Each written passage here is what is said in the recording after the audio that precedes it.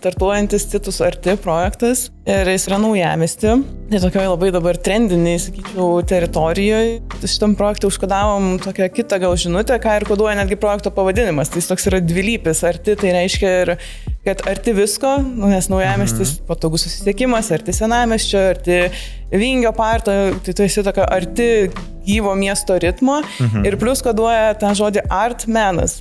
Kabinsim laiptinėse autorinius darbus ir dabar bendradarbiavom su Vilniaus dailės akademija, tai visi darbai bus sukurti būtent šitam projektui, jaunųjų menininkų, tai iš esmės džiaugiamės šitą partnerystę. Atsirinkom menininkę, kuri mums rengs sklype skulptūrinę sieną.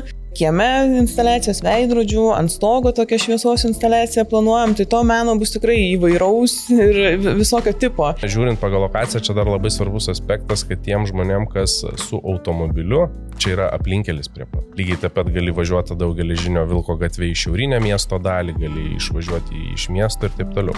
Ir lygiai tas susisiekimas, aš dar šiandien ryte atsidariau žemėlapį, galvoju, kad čia pasižiūrėt faktus, tai iki senamiesčio ribos pėstute per Google Maps rodo 20 minučių.